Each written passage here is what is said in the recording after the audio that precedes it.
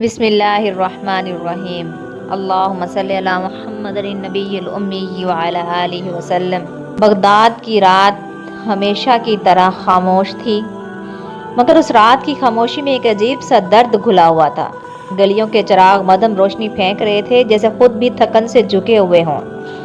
دور کہیں کتے کے بھونکنے کی آوازیں تھیں، مگر اس سے زیادہ گہری خاموشی شیخ عبد القادر جیلانی رحمۃ اللہ کے قافلے میں تھی۔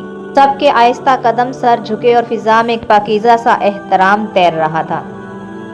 راستے کے ایک تنگ موڑ پر ایک شکستہ ہاتھ شرابی کے ساتھ ٹیک لگائے بیٹھا تھا، بال بکھرے، کپڑے مٹی میں اٹے ہوئے اور آنکھوں میں غصے، شرمندگی اور بے بسی کا طوفان۔ مریدوں نے ناگواری سے اس کی طرف دیکھنا بھی گوارا نہ کیا اور رخ پھیر لیا۔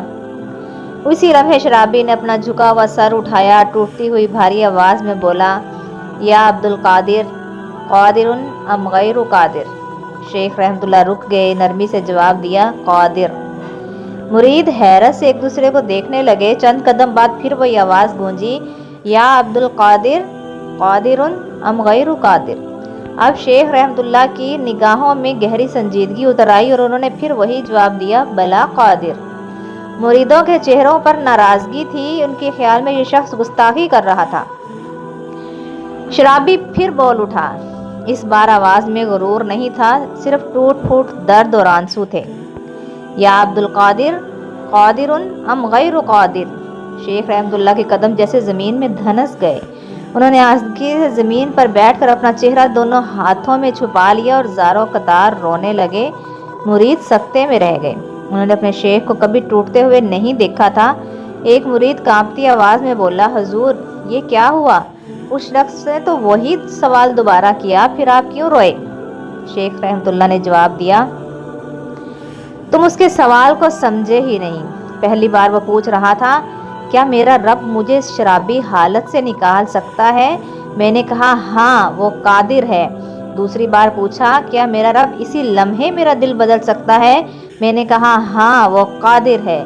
شیخ رحمۃ اللہ کی آواز ٹوٹ گئی، آنکھوں سے آنسو بہنے لگے، اور تیسری بار وہ کہہ رہا تھا، کیا میرا رب تمہاری جگہ مجھے اور میری جگہ تمہیں رکھ سکتا ہے؟ تو میں اس لیے رویا کیونکہ رب چاہے تو آج میں وہاں پڑا ہوتا اور وہ میری جگہ یہاں چل رہا ہوتا۔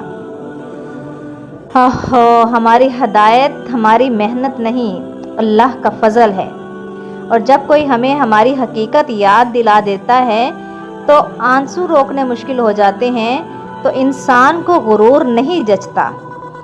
مرید خاموش تھے، شرابی دھیرے دھیرے رونے لگا۔ رات گہری ہو گئی اور اس گلی میں ٹوٹی ہوئی آواز نے سب کے دلوں پر ایک سچائی ثبت کر دی، خدا چاہے تو پل بھر میں سب کچھ بدل دے۔